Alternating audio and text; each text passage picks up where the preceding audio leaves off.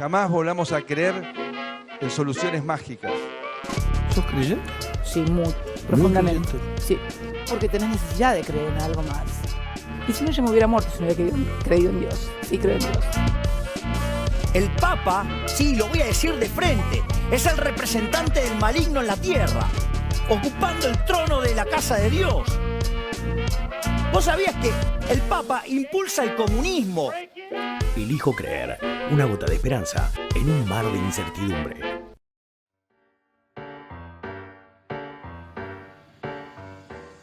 Y comenzamos con lo que está ocurriendo en el puente de Pueyrredón. Los movimientos sociales están llevando adelante 500 cortes en todo el país. Nosotros nos concentramos en el AMBA. Hay bloqueos a la ciudad de Buenos Aires. Reclaman alimentos para los comedores. Siguen sin enviarse los alimentos necesarios para los distintos comedores a nivel nacional. También piden aumento en los planes sociales y protestan por distintas cuestiones. Entre ellas, todo lo que ocurre con la eliminación del programa Potenciar Trabajo. Ustedes saben que ha sido reconvertido por el gobierno de Javier Milei, también ha sido reducido y ahora se han eliminado las nuevas altas, no existen más altas del Potenciar Trabajo. Convocaron tanto sectores de la izquierda como los que forman parte de la UTEP, la Unión de Trabajadores de la Economía Popular.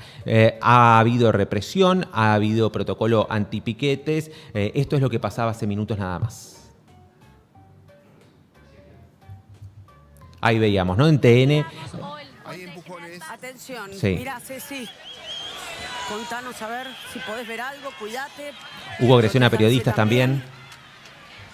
Porque hay momentos de tensión. Empieza a generar una situación de máxima tensión. Hay empujones. Beliboni ahora se tapa la boca. Avanzan con los escudos los agentes de la prefectura naval. Responde la...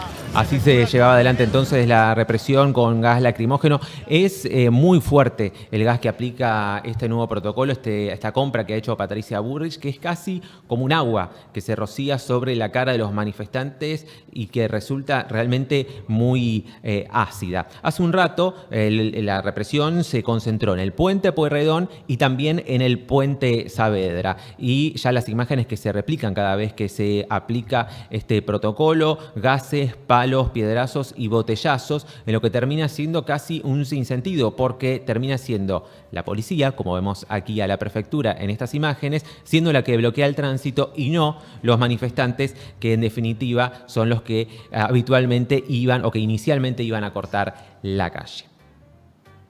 Cambiamos de tema ahora porque el jueves cerraba la jornada siendo, en este caso, la votación por el DNU. Javier Milei es el primer presidente en la historia al que el Senado le rechaza un decreto de necesidad y urgencia. La oposición necesitaba 37 votos y consiguió 42, un numerazo en términos del propio presidente, logrando un rechazo mayor al esperado inicialmente. La oposición de Unión por la Patria con 38 votos, te dirá que con 37 se conformaba, finalmente hubo 42. Además de los 33 del espacio peronista, se sumaron los rechazos de Martín Lustó, de Pablo Blanco por el radicalismo y de los patagónicos Edith Terenzi, Mónica Silva, Lucila Krexler, Juan José Carambia y Natalia Gadano. La derrota del gobierno también estuvo teñida por el ataque del presidente Milei a su vice. Fue un tema de conversación durante toda la semana. Victoria Villarroel sufrió de alguna manera el asedio de algunos trolls. Terminó siendo la protagonista de la jornada del jueves, que cerró el día con un video que publicó en sus redes sociales luego de la sesión. ¿Qué decía Victoria? A ver, escuchémosla y veámosla. Desde el momento en que Javier Milei me pidió que lo acompañara como diputada y luego en la fórmula presidencial, nosotros sabíamos a lo que nos enfrentábamos. Y hemos trabajado espalda con espalda a pesar de los incansables intentos por dividirnos. El Senado es la casa de las provincias y es un poder independiente de la República Argentina. Ahí la teníamos, a Victoria Villarroel. No me voy a convertir en Cristina Fernández de Kirchner.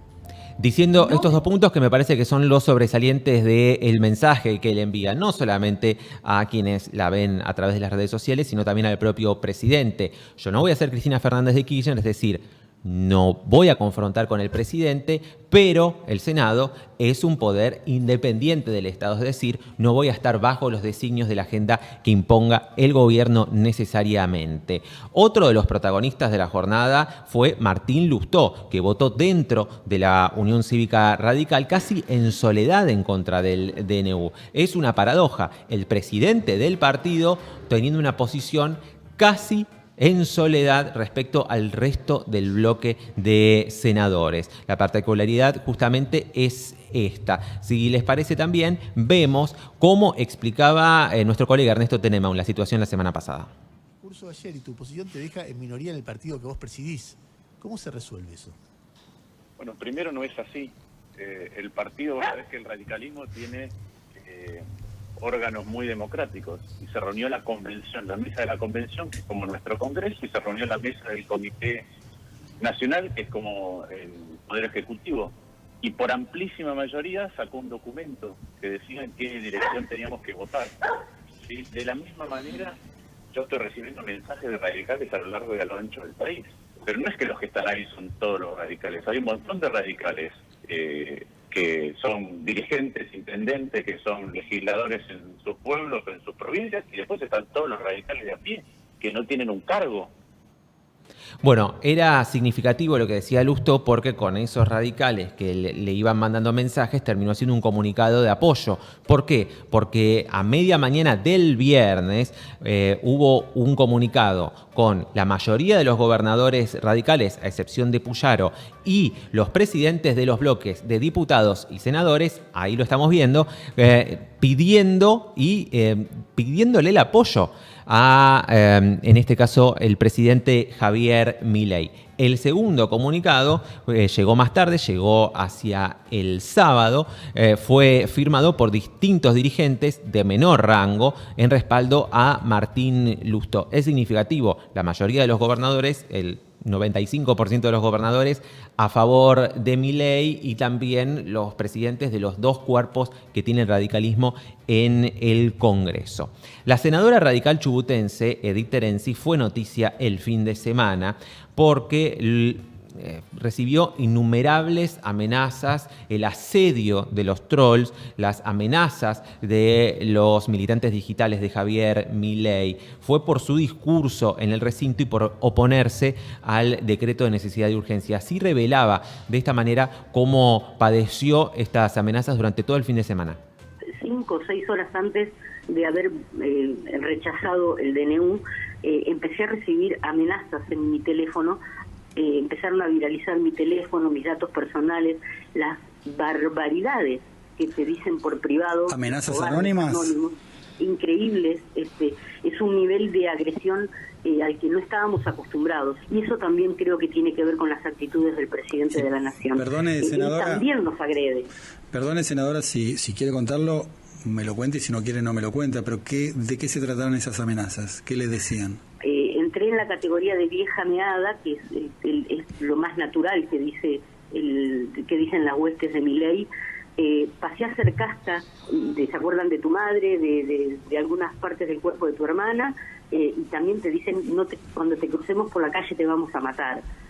Cuídate, porque donde te veamos te vamos a liquidar. Ese es el nivel de agresión y de amenaza que maneja todo este grupo de trolls y todos estas huestes que vienen de la presidencia de la Nación. Este comentario, esta revelación que hace la propia senadora por este asedio, estas amenazas que recibió el fin de semana, mereció un comunicado de Unión por la Patria en solidaridad. Los libertarios, además, andan difundiendo una web que se titula La Casta Resiste, a partir de la cual escrachan a los legisladores nacionales según su voto en relación al DNU y la cantidad de asesores que tienen contratados. Ahí la estamos viendo. Están las fotos de los distintos senadores que votaron en contra del DNU, la cantidad de asesores, la procedencia, el partido y los datos de contacto para que los escrachen y le manden sus amenazas digitales. Realmente tremendo. Ayer el presidente Javier Milei habló del tema y de alguna manera justificó este accionar. ¿No creemos que todavía esté caído el DNU en diputados? Y además está claro que si se cae, los que hagan caer el DNU van a llevar la misma suerte de los nombres rojos y sus caritas de lo que pasó en el Senado, ¿no? ¿Un escrache? No, no es un escrache. Si vos tuvieras que tomar una decisión sobre votar, te haces cargo de la decisión. Sí. Y las decisiones son públicas, ¿no? Porque somos funcionarios públicos, somos servidores públicos. Los votos, los votos en la bancada. Claro, entonces digo a la gente que sepa quiénes son los enemigos de la sociedad, quiénes son los que están a favor de los privilegios y quiénes están a favor de la libertad. Leo algunos comentarios en el chat, dicen hay que legislar sobre esas agresiones online, se tiene que tener la misma responsabilidad en el mundo virtual que en la calle. Algunas de las expresiones que estoy recibiendo acá en el chat de Gelatina, efectivamente, ¿no? Es un tema sobre el que todavía no hay ningún tipo de legislación ni... Sí, no hay ninguna penalidad en principio, aunque la la senadora podría llevar adelante alguna acción en caso de que así lo considere. Todo esto es motivado por el rechazo al DNU, que deberá ser discutido o no en la Cámara de Diputados. Mientras no se ha discutido, el DNU sigue vigente, por lo cual el gobierno va a intentar aplazar los tiempos. Ahora viene esta semana donde se van a discutir el reparto de comisiones, la semana que viene es Semana Santa y recién la otra, es decir, ya en abril va a empezar a estar el tema sobre el tapete, que está además atravesado por distintas negociaciones. Vamos a ver cuál es la visión también que tiene Javier Milei respecto al DNU en la Cámara de Diputados. Resultado esperable que nos pase algo así, pero a pesar de eso hay un aspecto muy positivo, conseguimos 25 votos y bueno, y después de los orcos no puede uno esperar más que tengan actitudes tipo de orcos y bueno, y después están otros que evidentemente prefieren defender sus privilegios de casta sobre los intereses de los argentinos. Y además el DNU sigue vigente y ahora habrá que ir a defenderlo en la Cámara de Diputados. Y bueno, y si aún así se cae, bueno, volveremos a la carga con otros DNU, con otro formato y hasta que las reformas tomen lugar, porque en el fondo esto es para los argentinos. Nuestro modelo no es Alemania, nuestro modelo es Suiza, Irlanda, es decir, los países de mayor libertad económica, con lo cual estas son solamente las primeras 1000 reformas con las cuales vamos a volver a la carga y cuando terminemos con esta todavía tenemos 3000 esperando, así es que nosotros no vamos a bajar los brazos. La palabra del presidente que anticipa una lluvia de decretos al venir. La sesión para tratar el DNU en diputados, como decía recién Milei, no tiene fecha. Mientras tanto, sigue vigente el decreto. Y si llegase a rechazarse también en la Cámara de Diputados, todo lo que haya ocurrido en el marco del DNU entre medio, desde que se publicó hasta que se rechazó, va a seguir vigente. O sea que, hermano, hermana, si llevaste adelante un contrato de alquiler durante este periodo, ya no va a haber marcha atrás, todos los aumentos de prepagas no van a tener marcha atrás, todos los aspectos en los cuales se ha legislado y se ha reformado y se ha, de alguna manera, empeorado la vida de los argentinos con la aplicación del DNU, no van a tener marcha atrás. Existe la posibilidad de que Martín Menem no convoque nunca a la sesión, como les decía, y allí quedará el DNU sin tratamiento y en plena vigencia. Es lo que ocurrió con otros decretos en innumerables cantidades de oportunidades. Otros sectores opositores, pero dialoguistas, como el bloque de Pichetto, tienen reunión esta jornada, estudian la posibilidad de presentar proyectos por cada punto importante del DNU y una vez que se conviertan en leyes, tratar y rechazar el DNU en el Congreso dentro de varios meses. Es decir, primero se avanzan con las reformas con peso de ley, que van a tener además un apoyo mayoritario, como la reforma laboral, y luego, en todo caso, rechazar el decreto. Los votos en contra asegurados en el poroteo que tenemos a esta hora, en una situación que es muy dinámica, tiene, por un lado, a los de Unión por la Patria, y los vemos en verde. Después, también a los del Frente de Izquierda, ¿sí? Además, los votos a favor del decreto son los de La Libertad Avanza y el PRO. Eso es lo que está asegurado, ¿sí? Salvo que en Unión por la Patria no haya tampoco alguna fisura o alguna sorpresa. Todo lo que queda en el medio puede inclinar la balanza a favor o en contra. Y eso va a depender de la foto política del momento. El final es claramente abierto. Ahí son claves el bloque que conduce Miguel Ángel Pichetto y los legisladores que son conducidos por los distintos gobernadores. Por eso hay distintos niveles de negociación. Por un lado, con los distintos bloques y por el otro lado, con los distintos gobernadores.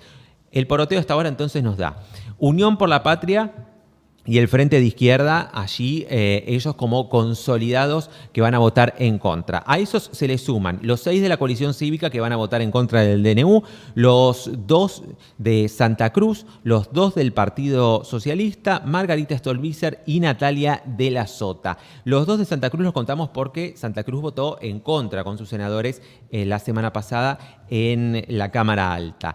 ¿Qué va a ocurrir también con la Unión Cívica Radical? Va a votar partida. Tenemos 5 diputados de la UCR de la línea de Facundo Manes y otros 6 que responden a Martín Lustó. Ahora, ¿qué ocurre si se replica la estrategia que aplicaron los gobernadores la semana pasada en la Cámara de Diputados? Se suma 1 por Chubut, 1 por Río Negro, 1 por Neuquén y 3 de Salta. Con estos números están sobrados los votos en rechazo al DNU, pero insisto, esta es la foto de la semana pasada que mostraron los gobernadores en el Senado. Hay que ver cómo continúan las negociaciones que se van a llevar adelante. Hay reuniones de rosca, estuvo el viernes parte del bloque del PRO con Guillermo Francos, luego se reunió el radicalismo, hay distintas propuestas que se están llevando adelante, las discusiones están todas atadas, tenés el DNU, la ley ómnibus que ahora de 600 artículos pasa a tener 260 y también el Pacto de Mayo y también es fundamental lo que suceda con el capítulo fiscal, es decir, los gobernadores van a gravitar y mucho, aunque todavía no han sido convocados nuevamente, está previsto que lo que ocurra antes es una reunión de todos los ministros de Economía con el ministro de Economía Nacional, Luis Toto Caputo, que tampoco tiene fecha. También escuchemos y veamos lo que decía el diputado Massot, en este caso, en un mensaje que vio el fin de semana que es bastante ambiguo. En este Ayudemos a Ayudarte que hace el bloque de Miguel Ángel Pichetto y toda la oposición antikirchnerista. Me cuesta mucho aceptar este DNU, pero rechazarlo también es un problema, porque afecta la continuidad de muchas medidas que por haberse implementado en un DNU ya son efectivas. Estoy a favor de la mayoría del contenido de este DNU. Creo que este DNU es muy relevante para la vida diaria de los argentinos respecto a la reforma laboral. Es el único elemento expansivo en la economía que este gobierno ha propuesto. Reformas puntuales, específicas, para la vida diaria de las pymes, de los emprendedores y de las empresas, para que de una vez por todas podamos soltar la fuerza laboral argentina, formal. Se da una paradoja, que es que la reforma laboral, cuyo capítulo está bloqueado por la justicia porque está por decreto, si se hubiera presentado como proyecto de ley en la Cámara de Diputados, seguramente hubiera tenido los votos necesarios. El discurso del oficialismo por ahora sigue siendo de tildar de kirchnerista a cualquiera que se oponga al DNU. Esto decía Martín Menem, presidente de la Cámara de Diputados, cada vez está en un discurso más ultra, intentando que sea justamente este discurso muy apegado a la dinámica del presidente, de alguna manera mantenerlo en el cargo de presidente de la Cámara de Diputados. Sabemos que había sido en el pasado fuertemente cuestionado por las fuerzas del cielo. A ver, Martín. Mira, hoy domingo te digo que para mí el número no está. Hoy domingo. Claro. Según lo que yo he podido ver. Pero bueno, cuando se debata veremos quiénes quieren continuar con el kirchnerismo y quiénes quieren ir hacia otro lado. No hay avenida del medio acá y los que hablan de esa cuestión están en el sendero del oportunismo político. Acá no hay lugar para tibios, ya lo hemos dicho muchas veces. Es cualquier decisión de este tipo que vaya en contra del DNU es hacerle el juego al kirchnerismo. Acá va a quedar bien en claro, frente a los ojos de toda la sociedad, a qué quiere jugar cada espacio político.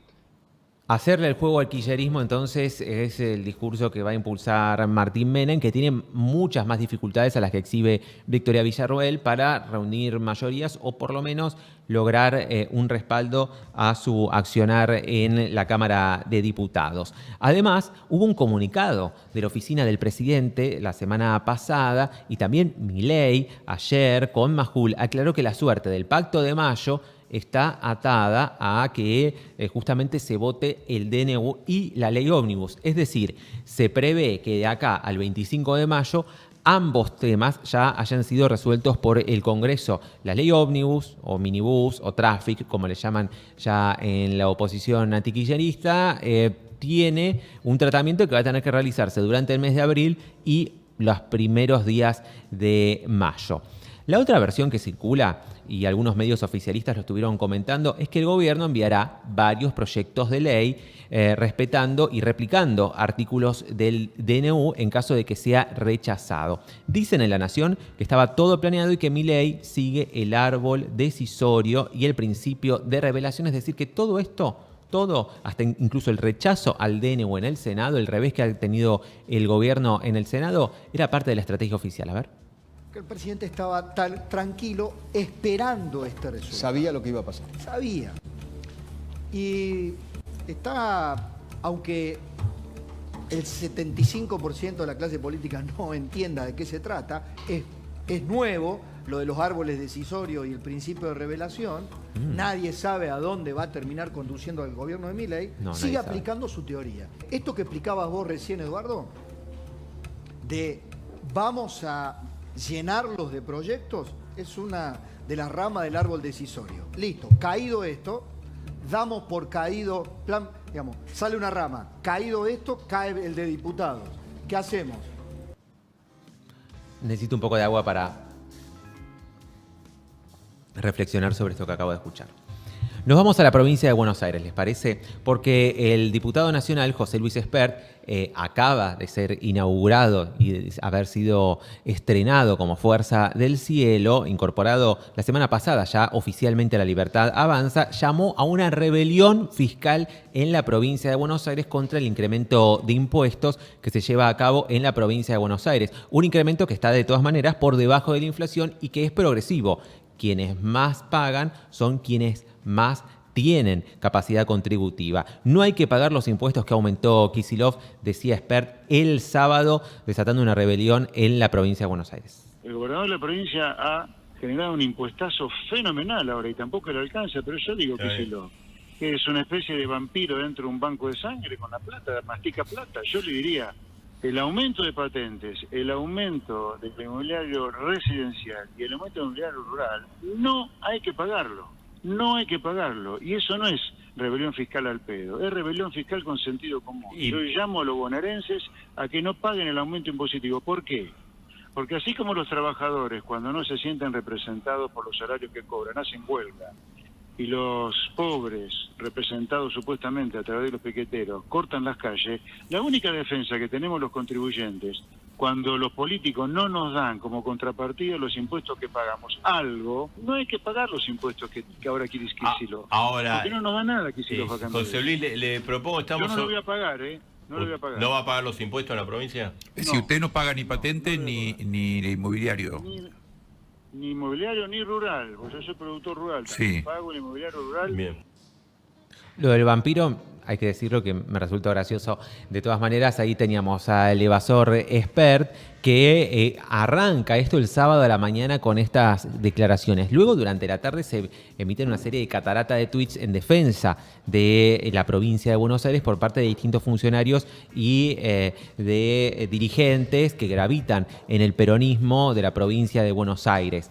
Milei levanta y avala la declaración de Espert en Twitter. Lo hace de esta manera. Dice, parece que cuando habla del derecho a la propiedad del gobernador, no entiende que subir los impuestos netos es una violación del derecho de propiedad. Puede que esté confundiendo porque él leyó un tal Alberti, asumo que nada tiene que ver con nuestra historia, en lugar de Alberdi. La forma entonces que avalaba, primero en Twitter y de esta forma, el presidente, pero luego anoche con Majul volvió sobre el tema y ratificó el pedido de una rebelión fiscal en la provincia de Buenos Aires.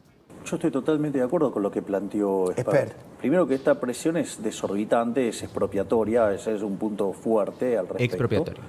Y el otro punto es, no tiene contrapartida de bienes públicos. La pregunta es, bueno, ¿qué bienes públicos me está dando a cambio? La realidad es que no nos da nada, porque la verdad que en términos de seguridad la provincia es un baño de sangre, en términos de educación los rendimientos de los alumnos son verdaderamente paupérrimos. ¿Y por eso usted banca la idea de Espert? Absolutamente, porque el default de la provincia de Buenos Aires es el más grosero o uno de los más groseros dentro del caso argentino. A ver, usted lo que dice es que si una sola persona no paga los impuestos podría ser sancionada. Si hay una rebelión fiscal masiva... Eso es más complicado. Por este tema ha sido denunciado penalmente y labró un inicio de juicio político, el pedido de inicio de un juicio político a José Luis Espert por parte del diputado provincial Gustavo Pulti. Pero hay que huelga decir que efectivamente al presidente también le caben estos señalamientos, dado que se ha sumado a este pedido de rebelión fiscal en la provincia de Buenos Aires. Repudio, denuncia penal y pedido de juicio político, eso es lo que presentamos en la legislatura por la exhortación del diputado Espert a la rebelión fiscal. La democracia se construye cumpliendo la ley, tuiteaba Pulti con este pedido que se ha llevado adelante esta mañana. Insisto, podría caberle el mismo señalamiento al propio presidente que se sumó a esta rebelión fiscal. Huelga decir también que el presidente se manifiesta en contra del aumento de impuestos y mientras tanto está llevando adelante un proyecto de ley al Congreso que aumenta ganancias, aumenta lo que se va a pagar por monotributo. En un rato vamos a ir hacia ese lado. Pero también, si el presidente cree que la provincia de Buenos Aires está bajo un baño de sangre, como presidente de la nación, debería reclamar que se paguen los impuestos para que justamente los bonaerenses puedan contar con servicios de calidad y de esta manera evitar ese baño de sangre. O bien podría aumentar las transferencias a la provincia de Buenos Aires con este mismo sentido. Cosas que pasan. Hoy Axel Kicillof le responde a Milei de alguna manera y también a José Luis Espert. Anunció un incremento del 13,5% para estatales y jubilados de la provincia de Buenos Aires. Aclaró que no se trata de un impuestazo lo que está viviendo la provincia, sino que es una actualización para una minoría de contribuyentes, los que están arriba de la pirámide, es decir, los que tienen mayor capacidad contributiva, y que las tasas siguen estando por debajo de las que aplicó el gobierno anterior, es decir, el de María Eugenia Vidal. Además, explicó que con este aumento de impuestos es que se pueden pagar los aumentos de jubilados y estatales. ¿Qué decía Kicillof esta mañana? La legislatura liberó, no puso techo al incremento de tasas, solo para 2.000 de 300.000. Así que si hay quien quiere asumir la defensa de esos 2.000 productores, tiene todo el derecho, pero no tiene derecho a mentir que esto es un impuestazo. El impuesto, aún para la mayoría de aquellos productores donde no hay techo para el incremento, aún para la mayoría, es menor que lo que cobraba Vidal, cuando uno toma la serie histórica deflactada. Lo que sí es cierto, y lo quiero decir con orgullo y tranquilidad, es que durante estos 4 años de gobierno le dimos más progresividad a los impuestos patrimoniales. Más allá de eso, lo que no se puede decir es que estamos adelante de un impuestazo. Así que vendría bien que el presidente y quienes llevan adelante estas declaraciones dejen de mentirle a la gente y a la provincia de Buenos Aires. Además, el incremento de impuestos que se lleva adelante en la provincia de Buenos Aires fue aprobado por ley en un congreso, una legislatura, donde el oficialismo no tiene mayoría y que requirió de una negociación muy fuerte con Juntos por el Cambio, con el radicalismo, con el PRO de la provincia de Buenos Aires. Es decir, tiene el respaldo de las fuerzas de la oposición, por lo cual se cae y muy fuerte este pedido de rebelión fiscal y sobre todo la postura del presidente. Y se cae también con un nuevo velo que quiere llevar adelante a nivel nacional con este aumento del impuesto a las ganancias. La propuesta oficial es bajar el piso salarial a partir del cual se pagará y eliminar numerosas exenciones. Los solteros escuchen esto, van a empezar a pagar desde 1.1 millón de pesos y los casados desde aquellos que cobren 1,5 millones. Van a estar alcanzados todos por el impuesto a las ganancias. Se estima que son 1,5 millones de trabajadores que hoy están exentos, van a pasar a pagar este impuesto. Un impuesto que está promoviendo el propio Javier Milei, que escuchábamos recién hablar en contra de los impuestos. En fin, el proyecto además elimina el piso salarial que había sido impulsado por Sergio Massa y que Javier Milei acompañó en la Cámara de Diputados y que está vigente en 2.340.000 pesos brutos, son 15 salarios mínimos en la ley que el gobierno de Milei ahora quiere eliminar. Se vuelve al esquema anterior. Es parte entonces de lo que se está discutiendo y de que va a ser clave también en la discusión con los gobernadores. Sí, que algunos están a favor y otros en contra del regreso a ganancias porque este impuesto es coparticipable. También hay problemas con el monotributo, porque en este proyecto fiscal se modifican las escalas del monotributo y el incremento es menor al de la inflación. Ahí vemos, por ejemplo, las distintas categorías del monotributo. Y si se fijan, el gobierno había establecido una actualización, un proyecto de actualización en diciembre de 2023.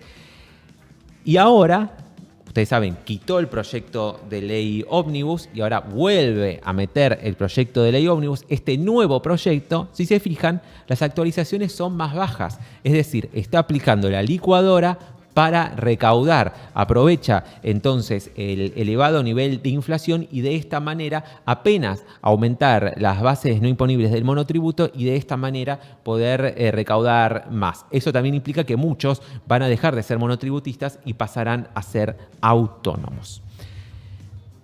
La licuadora por donde también puede llegar a pasar, en este caso en versión motosierra, es sobre los subsidios al transporte. El gobierno nacional anunció que elimina subsidios en 1.600 colectivos. Son 1.600 colectivos, no 1.600 líneas, no hay tantas en la zona metropolitana. Son por irregularidades y que de esta manera se ahorrarán 6.200 millones de pesos por mes. Es curioso lo que ocurre con este tipo de anuncios porque esos 1.600 colectivos estaban inactivos porque, por ejemplo, por la falta de transferencia de fondos y de subsidios no se llegó a pagar el combustible para que funcionasen, porque son parte de los reclamos que están llevando adelante las cámaras empresarias que nuclean a todas las líneas metropolitanas del AMBA. Allí empieza a haber un círculo vicioso que se observa también al igual que con la entrega de alimentos. Por ejemplo, el Ministerio de Capital Humano dice, nos encontramos con que había comedores que eran falsos, que no tenían ninguna asistencia alimentaria. Y no, si se dejó de enviar hace meses ya alimentos a los comedores, ¿cómo van a subsistir? Bueno, es parte del discurso del gobierno y que empieza a hacer un poco de ruido cuando se choca con la realidad. De todas maneras, como el mes de marzo es un mes habitualmente inflacionario y que además tenía en agenda una serie de incrementos que iban a ser imposibles para el bolsillo e imposibles además para seguir sosteniendo el relato de la baja de inflación progresiva, es que el gobierno está postergando la suba de las tarifas de colectivos, trenes y gas. Se acuerdan que a principio de abril iba a estar el incremento de las tarifas en todos estos ámbitos. Bueno, no se publicaron las resoluciones correspondientes en el caso del gas. El aumento de tarifas habría quedado para la semana que viene. Puede ser que el aumento del gas aparezca esta semana o puede ser que no. La semana pasada desde la Secretaría de Energía confirmaban que el viernes a primera hora iba a estar en el boletín oficial publicados los nuevos valores del gas. Bueno, no ocurrió eso y se empieza a especular con que empiecen a demorar un poco esos aumentos para que la inflación en marzo no se vaya para arriba. O incluso el mes que viene. Ustedes saben que, por ejemplo, en el caso del transporte tiene un efecto muy claro sobre el trabajador. Ahora, los precios de los servicios, como es el caso del gas, tienen un efecto multiplicador sobre todos los precios de la economía y sobre todo en la industria. Se va a trasladar a precios de una manera escandalosa. Otra batalla trascendental más del gobierno es la de combatir las promociones y los 2x1. ¿Qué nos han hecho en este caso con los 2x1 que para el gobierno son una novedad, pero para uno como consumidor existen desde que más o menos uno ha venido a este mundo. Recordemos que el presidente la semana pasada decía que el índice de inflación ya era de un dígito porque no registraban estas promociones. Una de las cosas que pasa cuando empieza a acelerarse la crisis, las empresas empezaron a apreciar con tasas de inflación mucho más altas y con una situación bastante más compleja. En ese contexto, ¿qué pasa? Se encuentran que no pueden vender.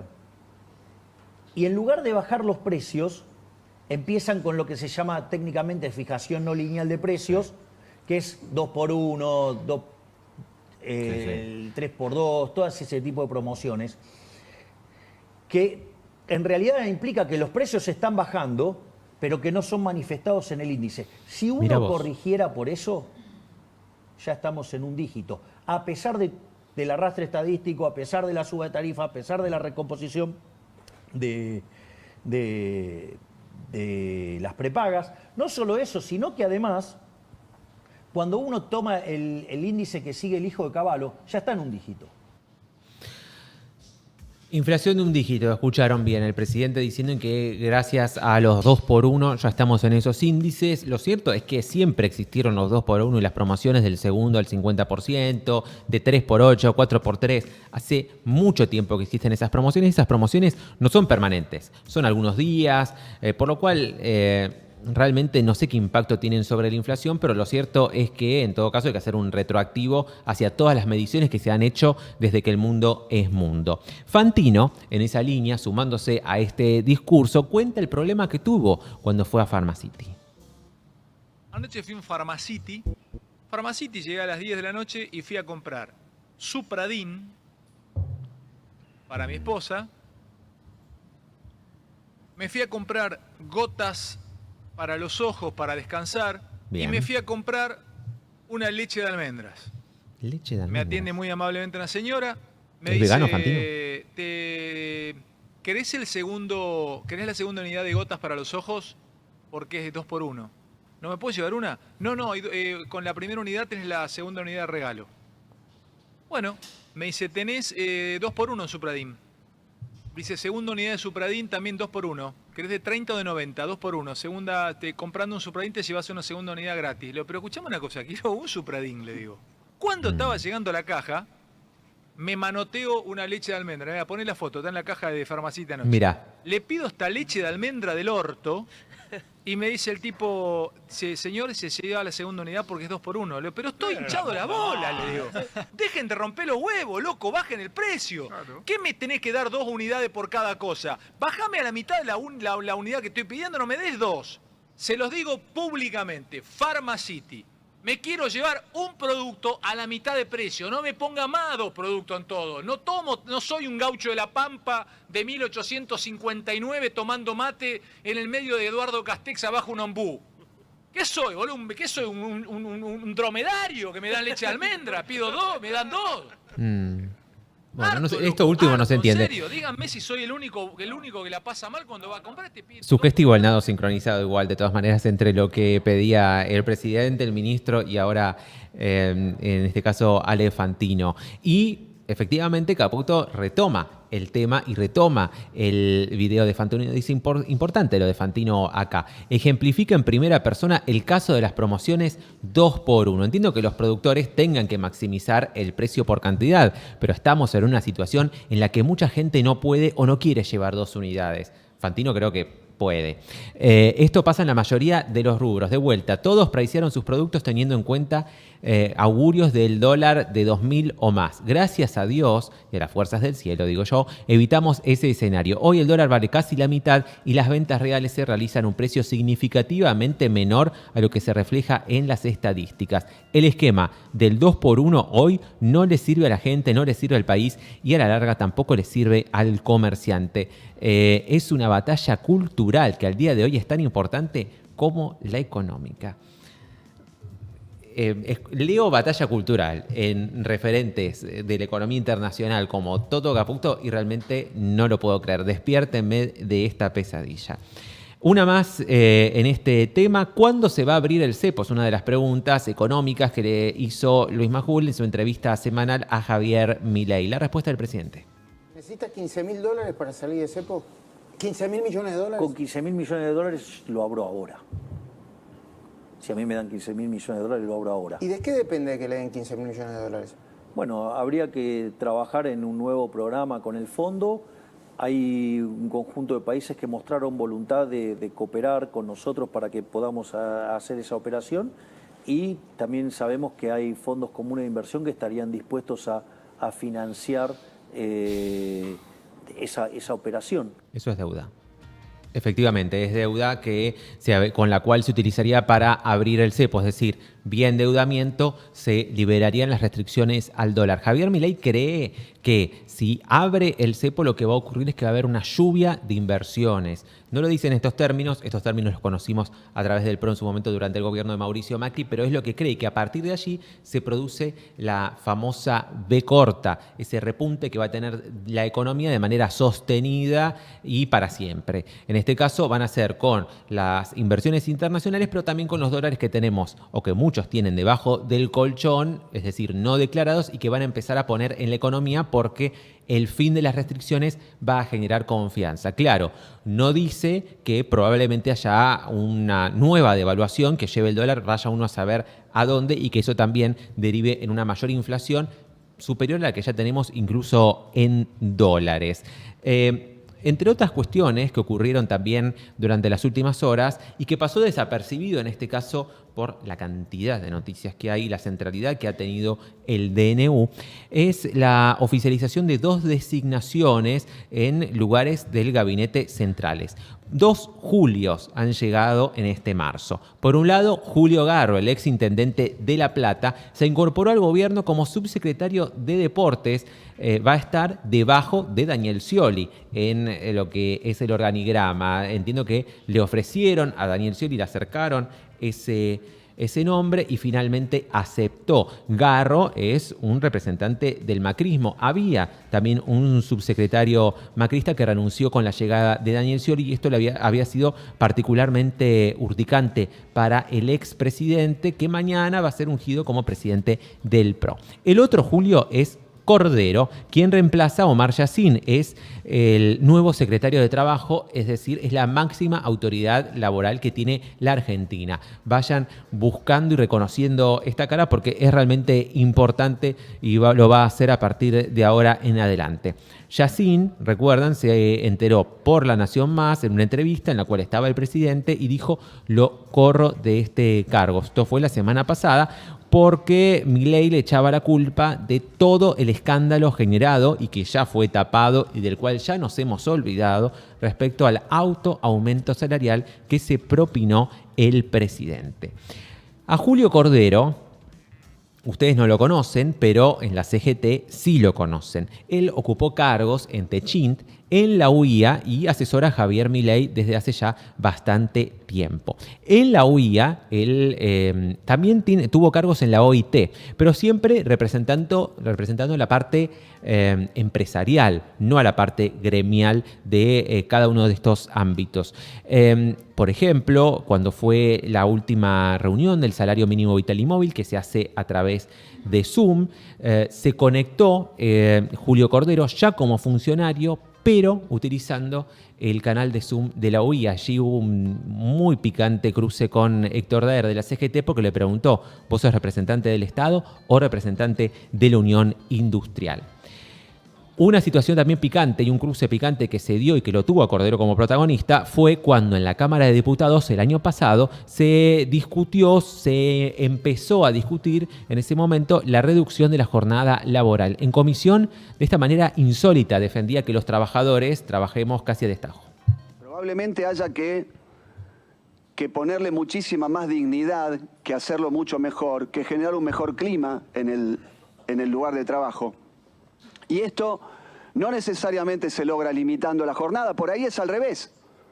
Porque la limitación de la jornada, ¿cómo será? Yo limito la jornada, entonces usted tiene que trabajar menos. ¿Para qué? O sea, está mal trabajar. Estamos en contra del trabajo. ¿Para qué? para ir afuera a hacer qué. Si reducimos la jornada sin ningún tipo de reducción salarial, ¿qué habrá que hacer? ¿Mejorar la productividad en ese tiempo? ¿Qué hacemos? ¿Apuramos a la gente a que trabaje más rápido?